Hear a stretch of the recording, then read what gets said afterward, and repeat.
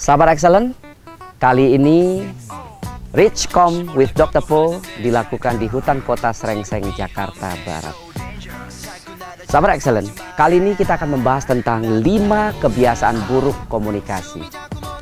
Apa sajakah kebiasaan buruk dalam komunikasi ini sehingga membuat apa yang kita lakukan tidak berhasil, apa yang kita lakukan gagal total atau tidak berhasil mendapatkan apa yang kita inginkan.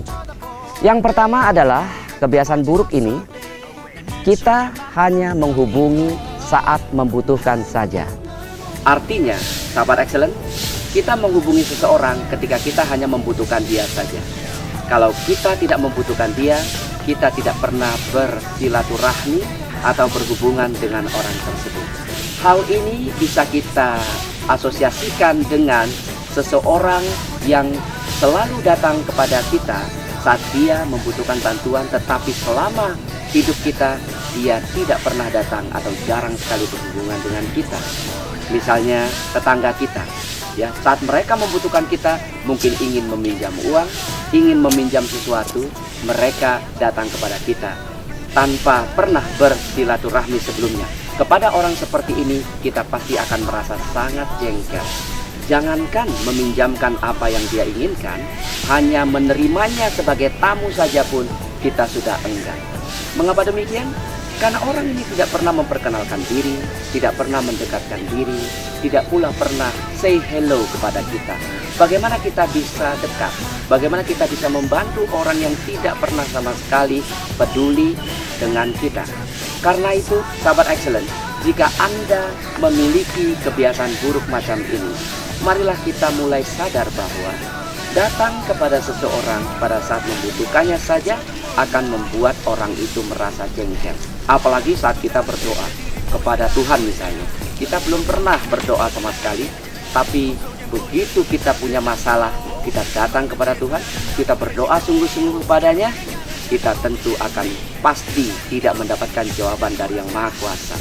Kepada manusia saja pun kita tidak akan mendapatkan bantuan apa-apa, apalagi kepada Yang Maha Kuasa, di mana kita tidak pernah datang, kita hanya datang kepadanya saat kita membutuhkannya saja. Karena itu, sahabat Excellent, mari kita sadari bahwa kalau kita ingin bersilaturahmi, ingin komunikasi kita baik dengan orang lain, silaturahmi adalah menjadi satu ukuran yang paling penting kita lakukan. Komunikasi ini penting kita lakukan sebelum kita mendapatkan masa-masa sulit. Karena tidak seorang pun tahu masa sulit itu kapan akan datang. Tak seorang pun tahu kapan masa sulit itu akan terjadi pada kehidupan kita. Orang yang hanya menghubungi saat membutuhkan saja tidak akan mendapatkan apa-apa.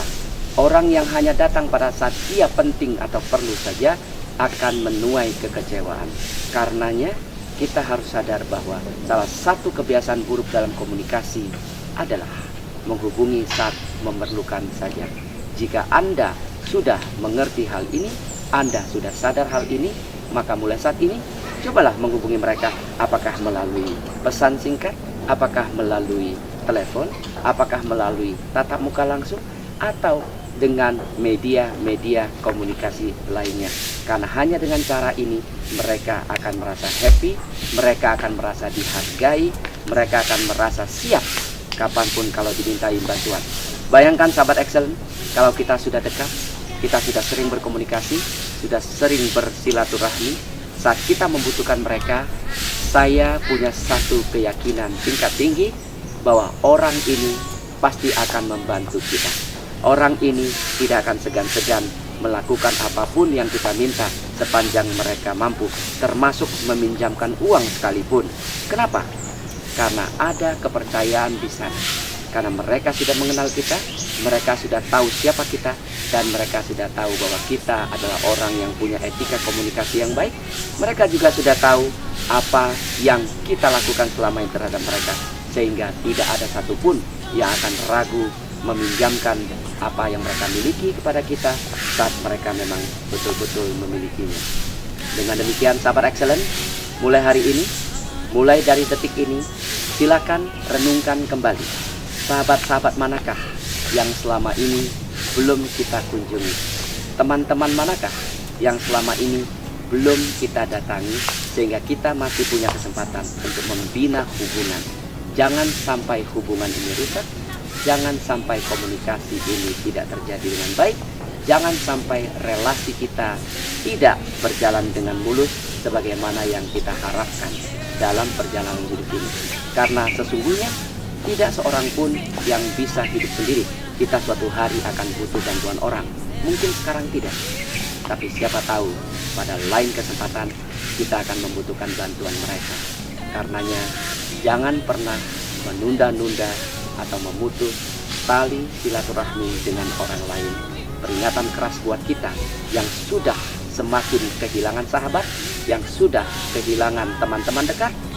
Kita mulailah menyadari diri bahwa hal ini mungkin terjadi karena saya tidak menjaga hubungan komunikasi yang baik dengan seseorang, bahwa saya selama ini sudah lari dari konsep persahabatan sebenarnya. Dengan menyadari hal ini, kita bisa segera memperbaikinya sehingga kita akan bisa mendapatkan kesempatan untuk menjalin hubungan yang lebih baik lagi, melakukan komunikasi yang lebih manis lagi dengan siapapun, sehingga hubungan kita dengan siapapun akan menjadi baik. Itulah salah satu dari 5 kebiasaan buruk komunikasi yang harus kita sadari.